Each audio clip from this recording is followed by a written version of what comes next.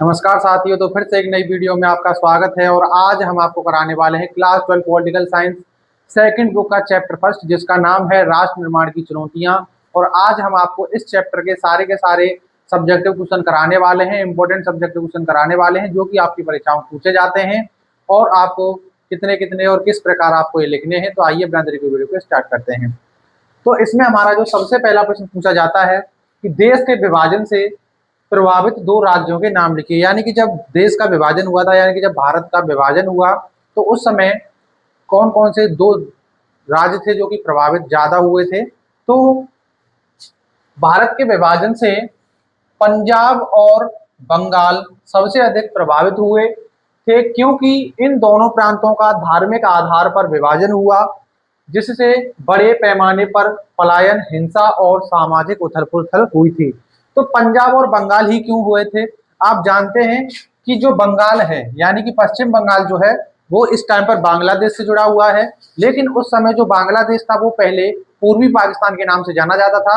यानी कि भारत जो था दो पाकिस्तान के बीच में था, यानी कि पूर्वी पाकिस्तान और पश्चिम पाकिस्तान के बीच में था। लेकिन 1971 के युद्ध के बाद जो है बांग्लादेश बना था, जबकि पहले ये जो है किसका हिस्सा था? पाकिस्तान का हिस्सा था।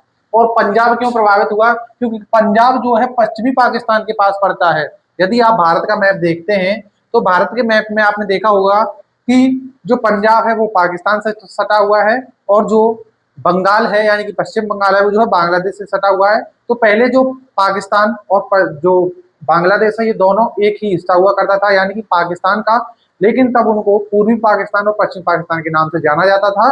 इसीलिए ये दो राज्य जो है ज्यादा प्रभावित हुए, क्योंकि इनमें क्या था कि इनमें धार्मिक आधार पर इनका विभाजन हुआ था।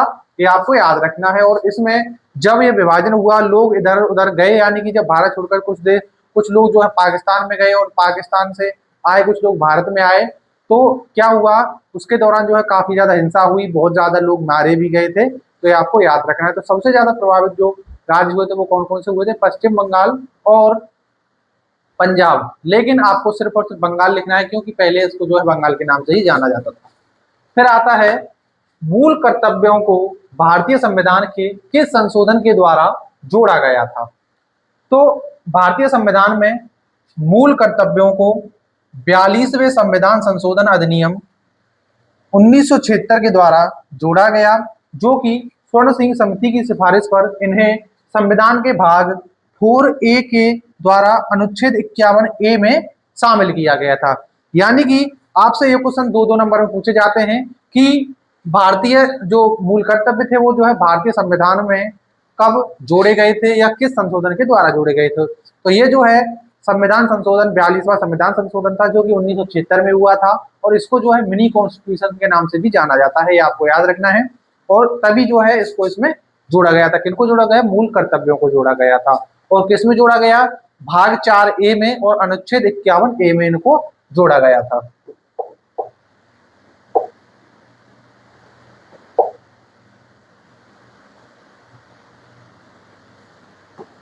अब हमारा अगला प्रश्न है कि महात्मा गांधी की हत्या कब और किसने की थी?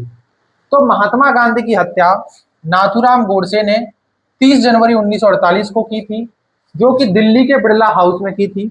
जब गांधी एक प्रार्थना सभा के लिए जा रहे थे, तो गोडसे एक हिंदू कट्टरपंथी थे, जिसका मानना था कि गांधी भारत के विभाजन के दौरान मुसलमानों के प्रति बहुत अधिक दयालु थे।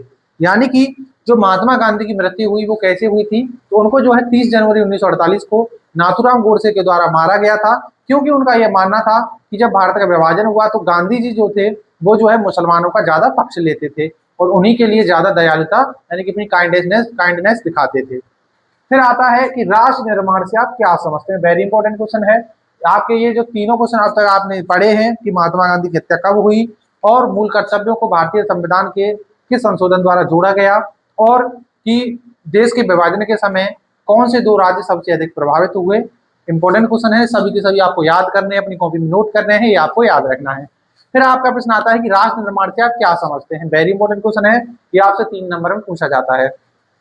तो राष्ट्र निर्माण एक देश के को एक मजबूत, एकीकृत और स्थिर राष्ट्र में बदलने की प्रक्रिया है, जो राजनीतिक, सामाजिक, आर्थिक और सांस्कृतिक विकास के माध्यम से एकता और राष्ट्रीय पहचान स्थापित करती है।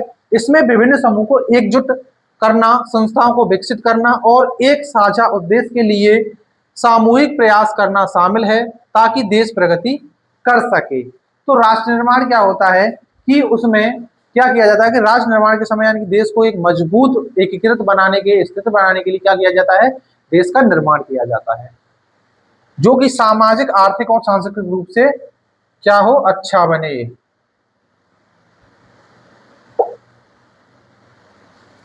फिर जो अगला प्रश्न आता है, द्विराष्ट्र का सिद्धांत क्या था।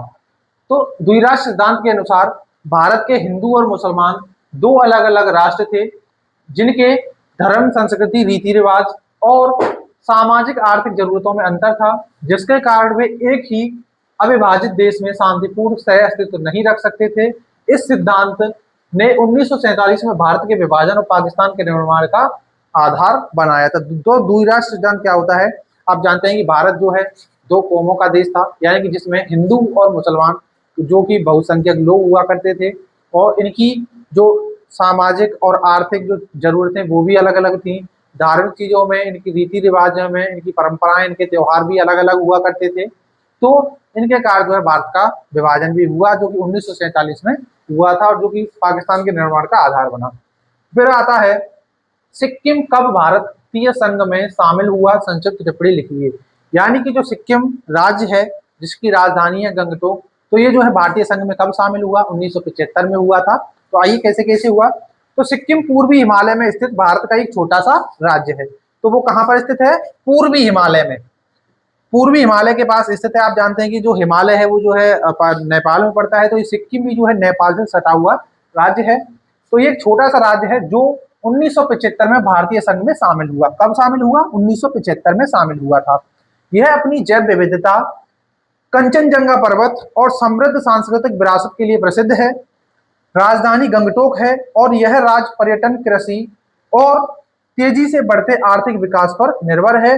विशेषकर इसमें जो कृषि में की जाती है वो की जाती है इलायची। तो ये आपको याद रखना है क्योंकि ये क्वेश्चन आपसे कभी कभी पूछ लिए जाते हैं ऑब्जेक्टिव क्वेश्चन में कि जो सिक्किम राज्य है उसमें सबसे ज्यादा कौन सी कृषि यानी कौन सी खेती की जाती है, तो इलायची की जाती है। और ये जो है भारतीय संघ में कब शामिल हुआ, 1975 में शामिल हुआ। कहाँ पर स्थित है, पूर्वी हिमालय के पास स्थित है। इसकी राजधानी क्या है, गंगटोक है। और ये एकमात्र ऐसा देश है जहां पर कभी भी ये एकमात्र ऐसा राज्य है जहां पर कभी भी किसी व्यक्ति की हत्या नहीं की गई है। ये आपको याद रखना है, क्राइम रेट के द्वारा कभी भी इस राज्य में हत्या नहीं की गई है।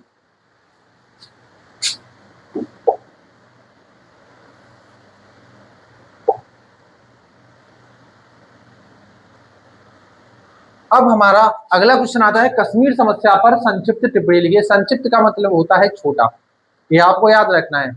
फिर तो इसमें क्या है कि कश्मीर की समस्या भारत और पाकिस्तान के मध्य सबसे जटिल समस्या है।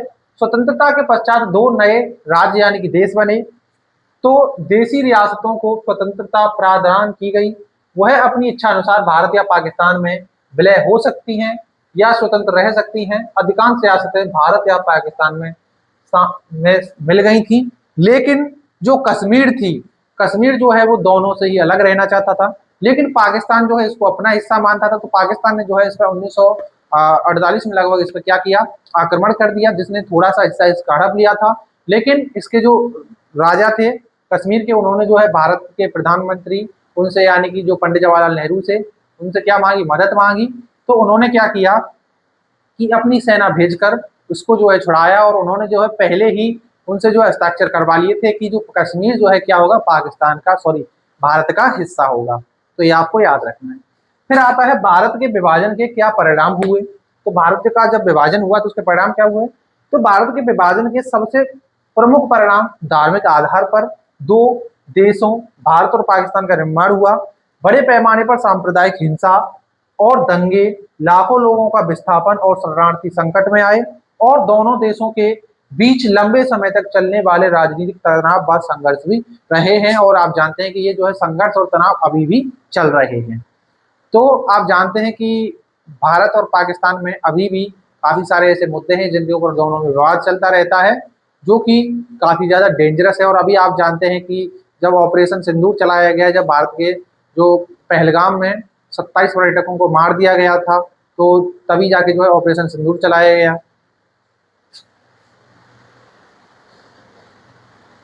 अब अगला क्वेश्चन आता है, जम्मू कश्मीर भारत की एक प्रमुख समस्या है, इसे सुलझाने हेतु 2 उपाय बताइए। यानी कि जो जम्मू कश्मीर की समस्या है भारत के लिए, उसे सुलझाने के लिए 2 उपाय क्या क्या हो सकते हैं। तो जम्मू और कश्मीर की समस्या को सुलझाने के 2 उपाय हैं, जिनमें स्थानीय लोगों को विश्वास में लेना और उनका विकास सुनिश्चित करना, तथा क्षेत्र में सशस्त्र सेना की उपस्थिति कम कर विसैन्यीकरण को बढ़ावा देना, यानी कि वहीं की जो जनता है उसको बढ़ावा देना, कश्मीरी लोगों के मन में भारत के प्रति असुरक्षा की भावना को दूर करने और उन्हें राष्ट्रीय मुख्य धारा से जोड़ने के लिए विकास परियोजनाओं में निवेश करना, रोजगार के अवसर बढ़ाना तथा संचार सुविधाओं में सुधार करना महत्वपूर्ण है। और तभी जाके जम्मू कश्मीर की समस्या है भारत की, उसका जो है ये 2 उपाय काफी ज्यादा महत्वपूर्ण है। यानी कि सरकार को क्या करना चाहिए कि वहां के लोगों को विश्वास दिलाना चाहिए कि आप जो है भारत में रहकर बिल्कुल सुरक्षित रहेंगे, आपको कोई नुकसान नहीं होगा। वहां के लोगों के लिए क्या किया जाए, रोजगार बढ़ाया जाए, उन्हें रोजगार के अवसर दिए जाए, नई नई परियोजनाएं चलाई जाए ताकि वहां पर और ज्यादा विकास हो सके।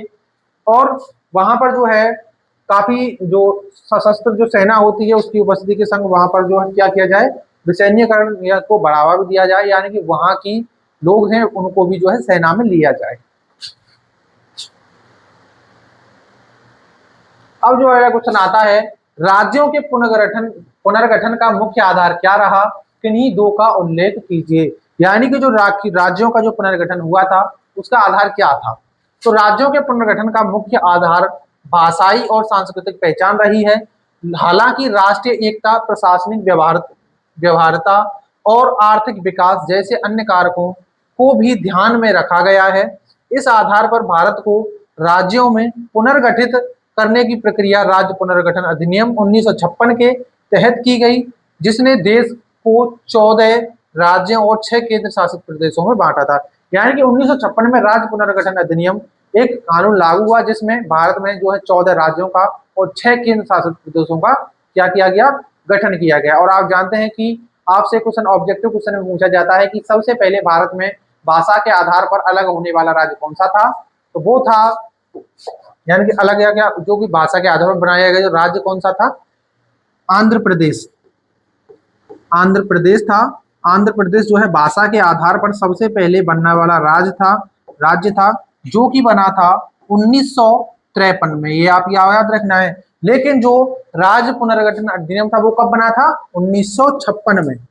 कब बना, 1956 में बना राज्य पुनर्गठन अधिनियम, जिसमें 14 राज्य, स्टेट और 6 यूनियन टेरिटरी यानी कि केंद्र शासित प्रदेशों का निर्माण किया गया था। कब किया गया, 1956 में किया गया।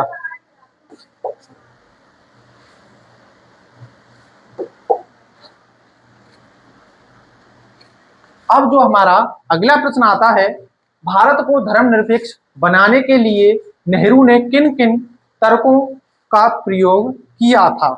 यानी कि भारत को धर्मनिरपेक्ष राज्य बनाने के लिए नेहरू जी ने कौन कौन सी चीजों का प्रयोग किया। तो भारत को धर्मनिरपेक्ष राज्य बनाने के लिए जो है नेहरू ने राष्ट्रीय एकता बनाए रखने, अल्पसंख्यकों को अधिकारों की रक्षा करने, आधुनिक व लोकतांत्रिक मूल्यों को बढ़ावा देने और धर्म के आधार पर होने वाले विभाजन व संघर्षों को रोकने जैसे तर्कों का प्रयोग किया गया। उनका मानना था कि धर्मनिरपेक्षता सभी नागरिकों को धार्मिक संबद्धता के बावजूद समान मानती है और देश के दीर्घकालिक लक्ष्यों जैसे समानता व बंधुत्व को पूरा करती है। यानी कि नेहरू जी का मानना था कि यदि हम धर्मनिरपेक्ष राज्य बनाएंगे, यानी कि किसी के भी धर्म में, किसी की भी जाति में सरकार का कोई हस्तक्षेप नहीं होगा, बल्कि वो अपने अनुसार किसी भी धर्म को मान सकते हैं, किसी भी धर्म को अपना सकते हैं, इसमें सरकार का कोई हस्तक्षेप नहीं होगा। और तभी जाके जो है भाईचारा भी बढ़ेगा और देश जो है विकसित भी होगा।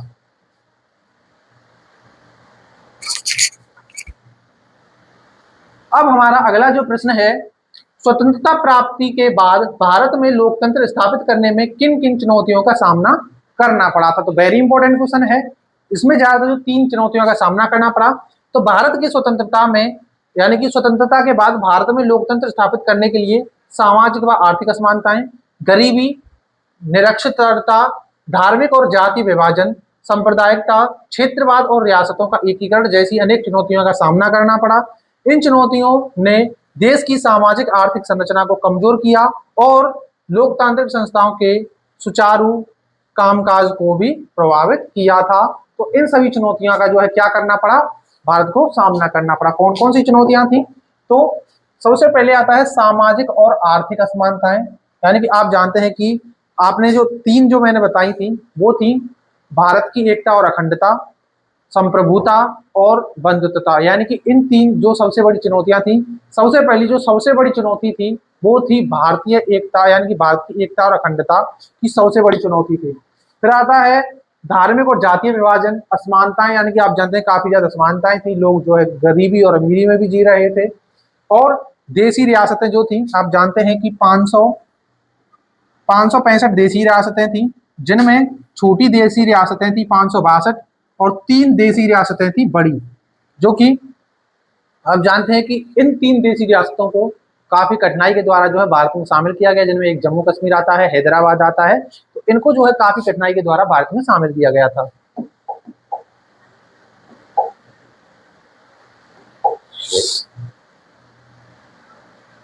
अब जो अगला प्रश्न आता है, सरदार वल्लभ भाई पटेल कौन थे? भारत में देश रियासतों के विलय में उनकी क्या भूमिका थी? यानी कि सरदार वल्लभ भाई पटेल जो कि भारत के पहले उप प्रधानमंत्री और गृह मंत्री थे, और इनको जो है लौह पुरुष के नाम से भी जाना जाता था, ये आपको याद रखना है। और आप जानते हैं कि जब ये प्रधानमंत्री बनाए जा रहे थे, यानी कि प्रधानमंत्री के लिए वोट की गई थी, तो सबसे ज्यादा वोट जो है इन्हीं को मिली थी, लेकिन इनके स्थान पर जो है नेहरू जी को क्या बनाया गया था? भारत का प्रधानमंत्री बनाया गया था। तो सरदार वल्लभ भाई पटेल भारत के प्रथम उप प्रधानमंत्री और गृह मंत्री थे, जिन्हें लौह पुरुष के नाम से जाना जाता था। ये क्वेश्चन आपसे इंपॉर्टेंट है, क्योंकि ऑब्जेक्टिव क्वेश्चन पूछा जाता है कि भारत में लौह पुरुष के नाम से किसे जाना जाता है, यानी कि आयरन मैन के नाम से किसे जाना जाता है? तो वो जो है सरदार वल्लभ भाई पटेल को जाना जाता है। और अगर यदि आपसे पूछा जाए कि आयरन लेडी, यानी कि लौह महिला के नाम से किसे जाना जाता है, तो वो श्रीमती इंदिरा गांधी को जाना जाता है।